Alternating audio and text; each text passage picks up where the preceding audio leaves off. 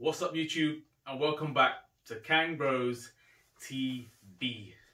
This video is going to be long because there's so many topics to discuss, and I'm going to go straight into them as quick as I can.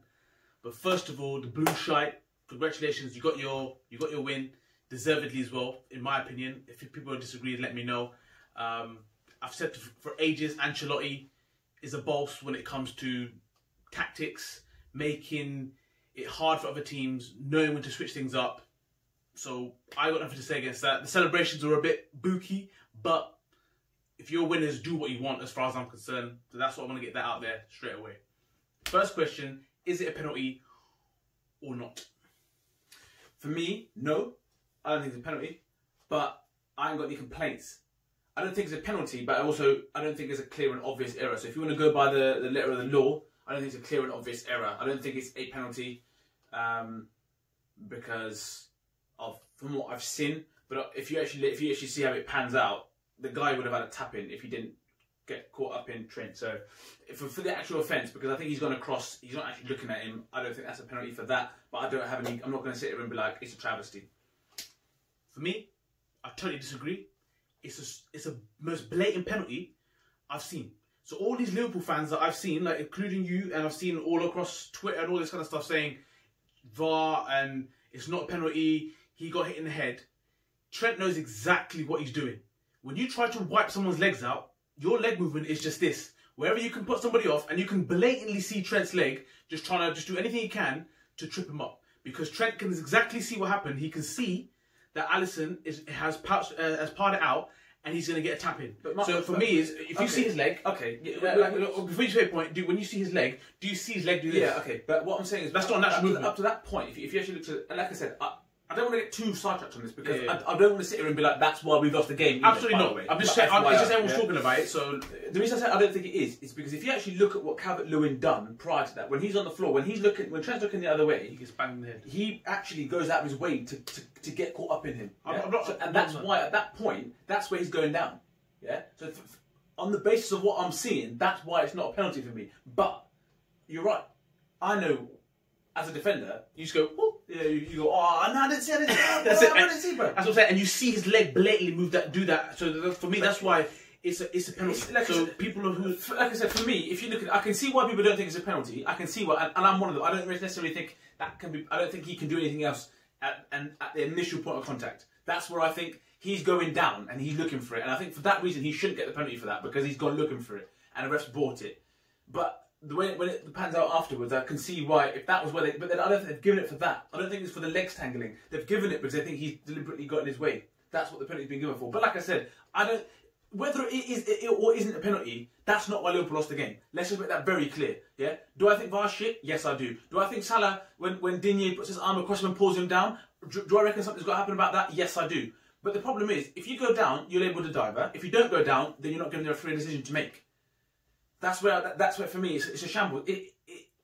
Again, it's not a Liverpool lost the game. I'm not saying that. So let's just make that very clear. But I think the referee at the moment, the shamble of officiating, and I've said this week after week, the level of officiating in the Premier League, which is the so-called best league in the world, is nothing short of a shambles. It's a shambles.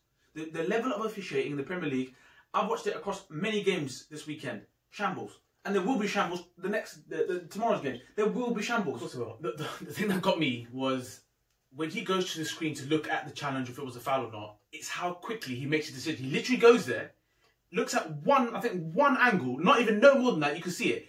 It's a far angle, he looks at it, done. Someone's told him to go and look at it.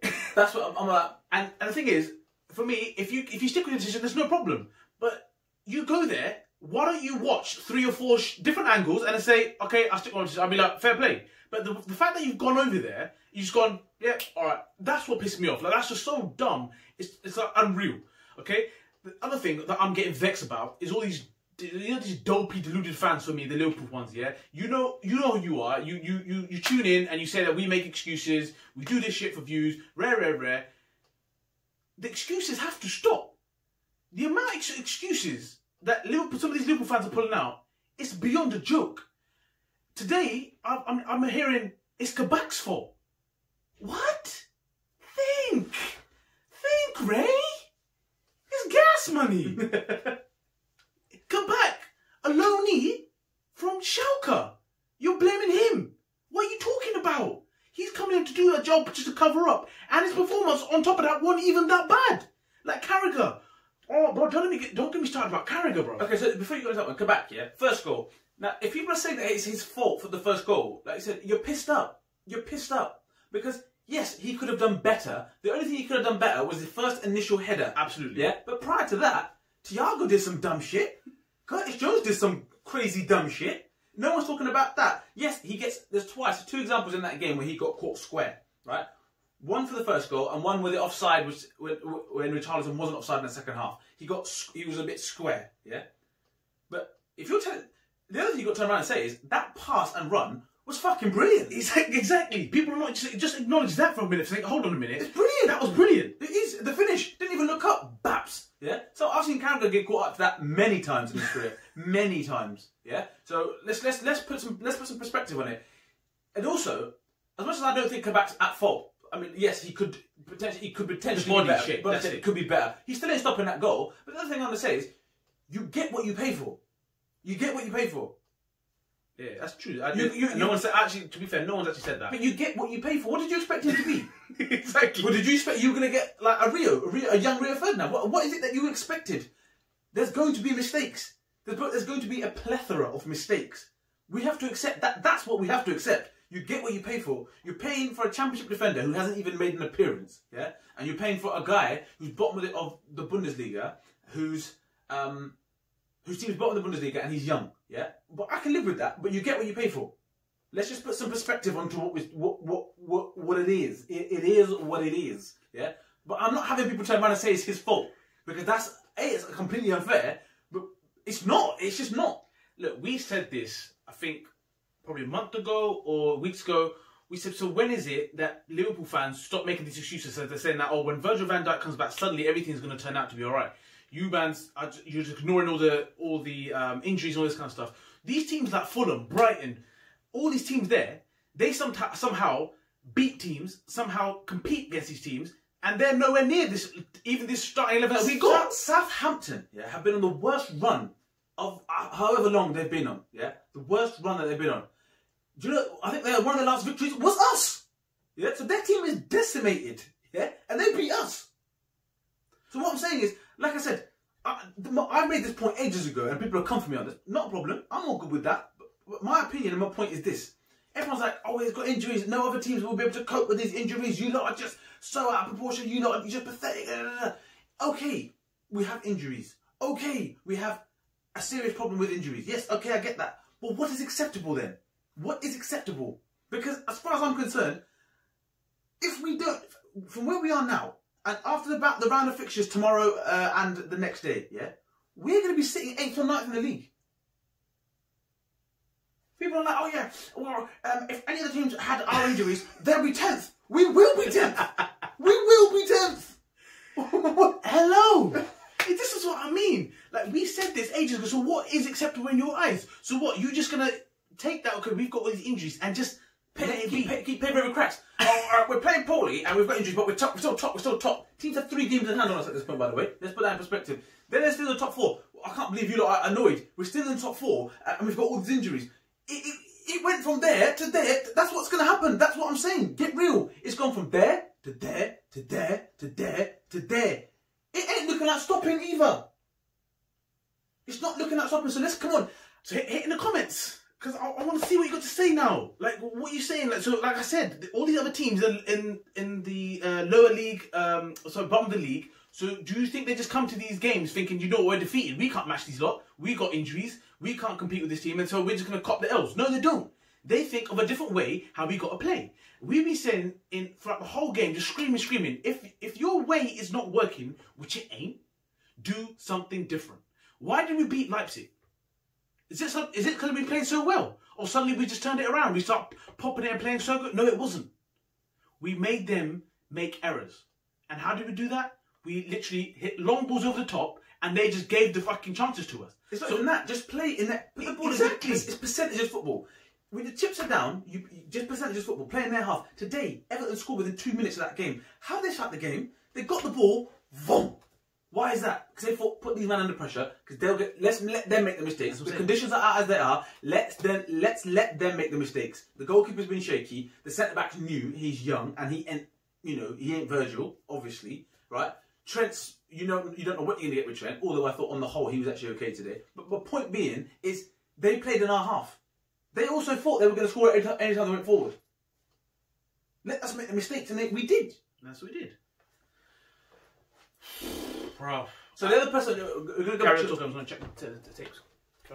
The thing that gets me, right, and I noticed it a few times, and we've been saying it for the last few weeks actually, but today I thought it was actually way over the top, yeah, is man like Jamie Carragher. He out here. But I don't even know. I ain't even say it on Don't say it, bro. I ain't even say it on tape, but Jamie Carragher, yeah. The nice way I can say he's got this promotion in. You know, one of those cats that you work with at work. He's cool. Suddenly, he gets promotion and he's moving differently. That's the most political way I'm gonna put it. Yeah, because at the moment, you all know that you've seen that at work. You know, some that Don you should chill with on a lunch break, and he'd be like talking smack with him on lunch break. And you know when he walks past you, when your manager walks past you, you say, "Look at this piece of," but that's your guy. And then he gets that promotion, and all of a sudden he's moving mad. He's moving different. He's moving different. Jamie Carragher.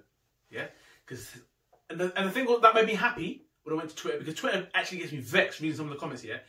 But the fact that so many people noticed it, yeah, out here moving mad. Some of the statements, some of the comments, you're like, what are you watching? And I can't remember what it was. There was an interview with him, right? I don't know if it was during lockdown, and he said he actually made a point about it that he had to change how he was because he was getting battered for being too pro Liverpool. Yeah. This Don has gone the whole complete other way, and he's actually talking smack. It's not making sense. It's not even like, you know, it's just crazy dumb shit. It's like, what? He says something. I'm sitting there like, hold on a minute. I'm watching the game, and you know, you think, hold on, how are you gonna say what you just said and not just get on, move on? Like, what? I'm telling you, like this. I understand that you know, if it's poor, like we've said, if it's poor, it's poor. You say what you see, yeah. But some of the stuff that he's saying, like for example, Salah, he's having a go at Salah for going down. He's the same Don 3 weeks ago that I specifically remember him saying, well, you've got to go down. You've just got to hit the deck and see what comes of it. So, what are you saying? What are you saying? The guy's gone down because he's grabbed him and pulled it down and goes, I don't know. Then 2 minutes later, Mane fouls somebody. It was like, it clips like a little tangle and he's going, well, that's a foul, Ozzy. It's always a foul. It's like, mate, you're chatting shit. It was irritating me, bro. I'm not even joking. And quickly, just remember on the topic of the defenders and Kabak and all this, right? Nat Phillips, yeah, he does a job for me. It's good enough. Because like I said, it doesn't get any worse than this. So, what were we waiting for? Well, we keep trying to put Henderson back in the centre back, and now he's injured, okay? Nat Phillips, every time I've seen him, he hasn't done anything so stupid or so dumb where I think, you know what, this guy's not good enough. And people came for him after the Brighton game because they go, he should have done better there. No, he shouldn't have done. No, he shouldn't have done. He didn't well. He'd actually done well to even get something on it in that game. For me, he feels me with confidence more than Kabak does at this moment in time. 100. And that's something against Kabak. He's new. I understand that. But this guy fills me with more confidence from a defensive perspective. In the air, yeah, he's not taking no prisoners. That's what I'm trying to say. Every time he's played, he's done okay, and for me, he'll do for now. That's all you got to say. Get your midfield, because it's not firing at all. All this talk about defence and Virgil and all this, ain't nothing happening over the other side. Ain't nothing happening. So, and then people start trying to, like, you know, like absolute beg it. Like, you're talking about Thiago. This guy's proven. I feel sorry for the cat. He's come from Bayern to this, and like he tries to do things. And it's just not working because you're trying to get him to do things that he wasn't even signed up to do. You're asking him to be some box-to-box midfielder, Steven Gerrard in his peak. That's what you're trying to ask him to do. You talk about old Thiago, which is not even his game thing. But not even just that. Like, we talk about Curtis, and you mentioned this a number of times before, right? Curtis is in a situation where he has to come in. It's not because he's fully ready, and today showed it. Like, listen. Even when he's had a good game, I always say this, he is not ready. He's not ready. He's not impacting in games. He won't impact games because he's still got to learn. Phil Foden, yeah, I always compare him because you always got to compare him to the ones that for me are the best. Phil Foden, for me, of that age group, is the man. Yeah, comfortably is the man. Why is he the man? Because he impacts games. He has a direct impact on games. Now, I'm not expecting Curtis Jones to be doing, because they have different positions, I understand all that. But it's the impact on games. It's the decision making. The aren't necessarily the most skillful players in the world. They make the best decisions. The best players in the world make the best decisions. That's what I think. I mean, and we talk about experience. Like Shaqiri, like he was screaming for Shaqiri ages ago. Like even before it happened, he was like, "Come on now," because you just need experience in this situation now. Because Curtis was trying to do some mad things that weren't working. Like I said, I'm not expecting the world from him, but like you were saying, it's just experience. So like, that was another thing. One of the other points was the second goal. We had a discussion around. So for me, as much as I've just been waxing lyrical about Nat, although like I said, I'm not saying he's, you know, amazing, be Hendo. I think I'm okay with him. Yeah. I am okay with him. But with that said, the second goal, we shouldn't even have got to that position. When they broke on us and he had Matey in his grasp, he should have just grabbed him, pulled him down, take the yellow card, keep it moving. Yeah? End of story. End of story. It shouldn't have got further than that. When you set up for corners, it annoys me that we've been hit. We've talked about our corners, shambles, waste of time, don't bother taking them. You might as well give it to them and say, listen, you know what, fuck the corner off, have a goal kick and we'll just go from there. Bit of banter. Yeah? But when you set up as a defender, I know that when as a fullback or a centre back, if I go forward and I'm attacking a corner, you always look back and say, right, okay, make sure we're covered up. And if they break on us, fouls, fouls, fouls. I'm sure every person that plays football knows that. Defenders, as soon as they break on us, fouls. Clever fouls, yellow cards. Doesn't matter what other context of the game, yes, it would have suited Everton, but scoring suits them even more. Just fucking foul him there. And that for me was where I look at him and think, you've got to do better there. That's my opinion, but yours' thoughts is different.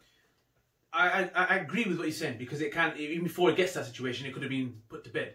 But for me, what you see on the TV and what everyone saw, even before it was happening before their eyes, was Trent and DCL basically sprinting against each other and racing to that ball. Now, obviously, DCL's come on fresh legs, I get all that.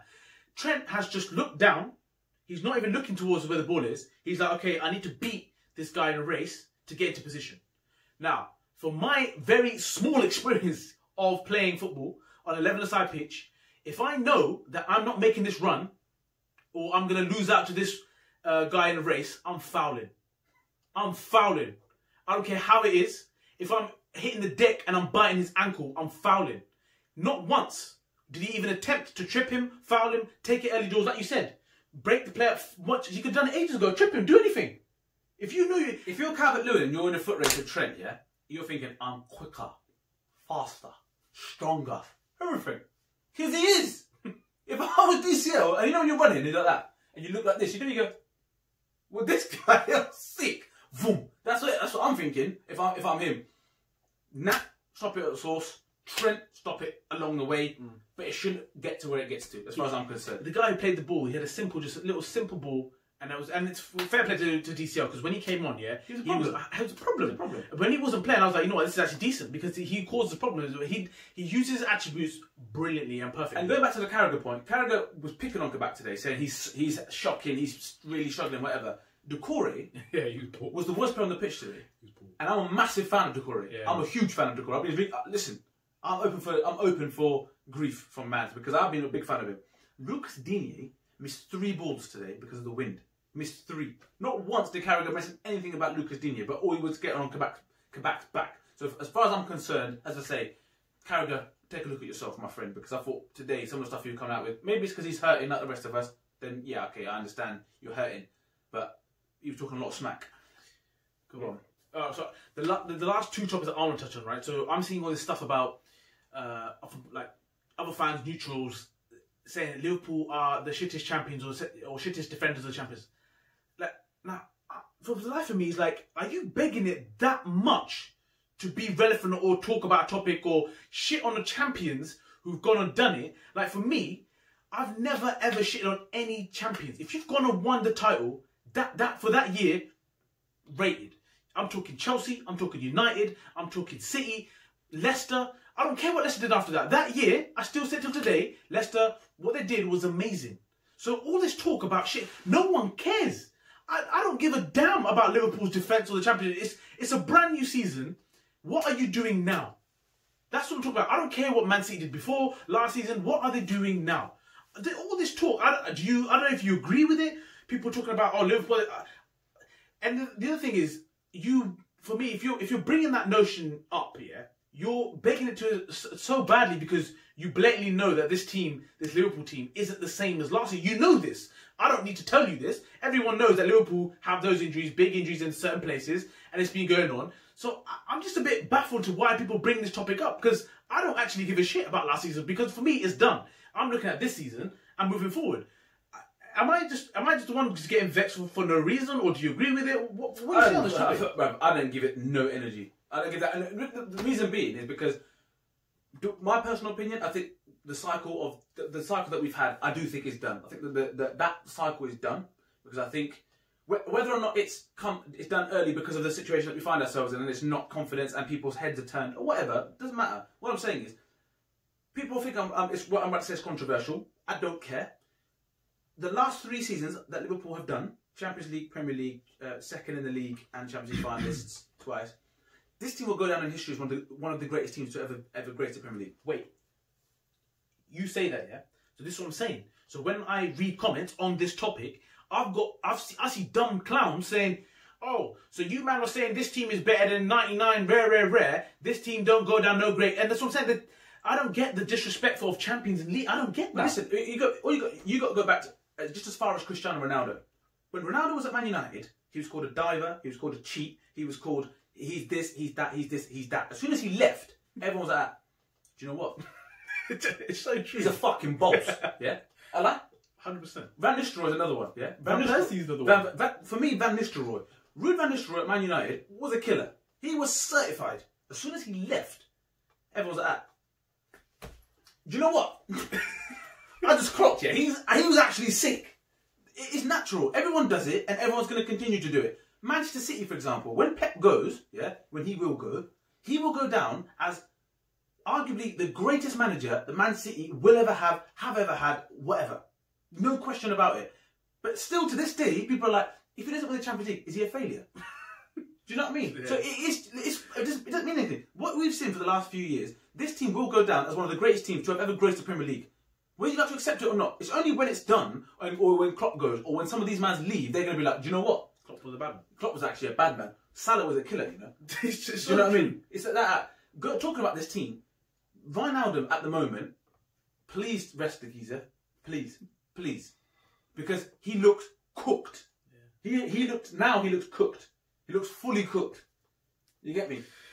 Well, we know what he's doing now. As I said, this could be a long video. So the last topic I'm going to bring up, unless you got another one, is the whole that we said about Klopp. Now, a lot of people who obviously saying what's happened at the club and it's the greatness that Klopp's bought and all this kind of stuff, you do, as realists, as fans, have to question your manager. And you should be able to question your parents, your boss, anyone. You should be allowed to question them. It doesn't mean that you don't respect them. As human beings, you're given the right to question, and you will. It's what I'm saying. Fact. So I'm hearing people saying, "Sack Klopp."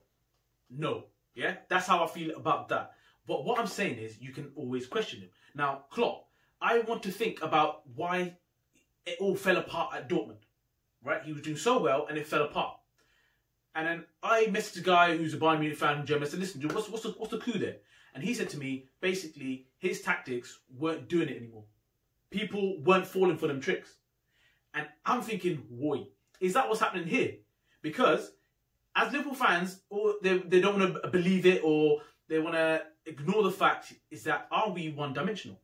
Are people predicting already that what Liverpool are going to do? Like today, Ancelotti got his goal. Just boom, boom, boom, boom. Levels stacked. That's what I'm saying. Tactics. He knew that he was going to get a second goal. It was going to come. But it's just playing the right times, changing things up. Like you said, from the bloody start, bruv. When have you seen teams recently grab the ball, go boom, straight to the side? You haven't seen it. But you know that was the plan. So what I'm trying to say is, like we've been saying for ages, it's not working. Is now Klopp one-dimensional? Is he not thinking out of the box and thinking, "No, we need to do something different"? He's had the same. He keeps putting Henderson in centre back. He didn't put the new centre backs in there, even though we've got them. Like I said, it's a risk, but it doesn't get any worse than this. So, what are you saying about Klopp? I'm different to you, because I think at the moment, in Klopp's perspective, you're damned if you do, you're damned if you don't. Yeah, you're damned if you stick these mateys in. We get beat 2-0 today. It's going to be like, "Oh, well, you should have stuck Henderson in." Yeah. Right. So you're damned if you do, you're damned if you don't. Klopp, for me, I've seen people say, and I saw a video earlier actually from a couple of those other Liverpool fans, Drifty and them guys, saying if it was anybody else with the form that we've seen, if it was Chelsea, if it was potentially United, if it was Bayern or whatever, they would be like, he has done enough. Thanks very much. This isn't right. Thanks very much. Peace out. We ain't like that. We don't operate like that. We don't move like that. Yes, it bugs me, but Bayern Munich, they strike when the iron's hot. They get the best players in. The best players, yes, it might cost them money, but this is the best players. We're going to get them because we are on top. You strengthen them from a position of power. We haven't been doing that. So we're not going to be on the same level for Chelsea. Get rid of managers for fun. We don't do that. That's not how our club is run or how we operate. But what I will say is, like today, we are playing against a team who put it on us and let us make the mistakes.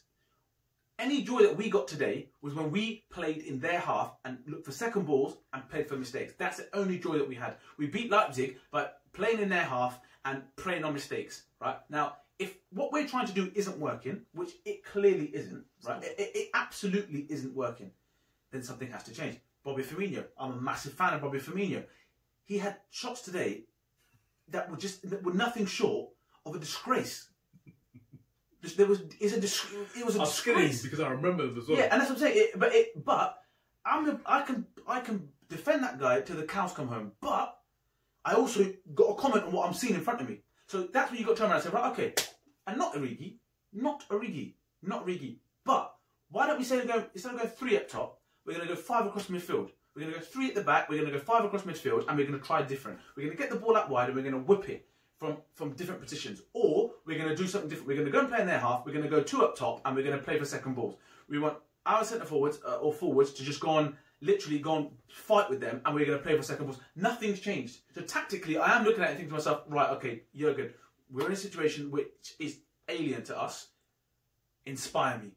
And at the moment, I'm left a little bit uninspired with what I'm seeing because nothing's changing. Even if it meant chucking Nat Phillips up top and playing for him to win second balls. Even if he did that, I wouldn't sit there and be like, what are we doing? Because it doesn't get worse than this. We have not won a game at home in 2021, I believe, in the league.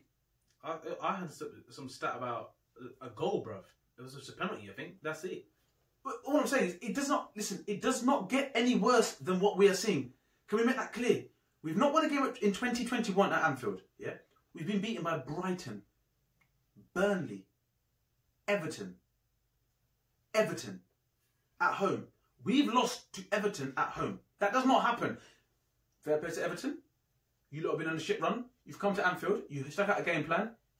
I think it's boring, but it's effective. Burnley did the same thing. Boring, but it's effective. It wins you games. And now you lot have done something you haven't done for a long time. And that will kick them into gear. You say it's boring and effective, but they just know how to set up against Liverpool. That's what I'm saying. The tactics. Well, the manager's a genius. He is a genius. He tactically is a genius. Like I said, Jurgen Klopp, I'm not. He will get it right. He will get it right. But like I said, I just feel like at the moment it's a little bit uninspiring because nothing seems to change. I'm dejected as a Liverpool fan. It hurts. Yes, we beat Leipzig, but do I think Leipzig are probably thinking, get us to Anfield because they're dead at Anfield? I don't know, man. Well, that's it, man. We need to wrap this video up. Hopefully you enjoyed the content. As I said, there's a lot of topics that we have to get off. I mean, definitely hit in the comments and we'll try and get back to all of them. But boy, that's it. You said you feel deflated, dejected from, especially if losing against them, the blue shite. But you know what? As I said, fully deserved. And I'm about to say we move on. That's the fucking shit that I see on Twitter. We move on to the next one. I've been seeing that same comment, yeah. I don't know for how long. What does that even mean, bro? We move on. What? We just keep getting slapped. That's it. We move on to the next slapping. Bro, I don't even talk about man of the match. There isn't one. There isn't one. So I'm going to say, well done, Blue Shite. And hit us in the comments. And to all the people viewing, don't forget to share, like, and subscribe, and comment.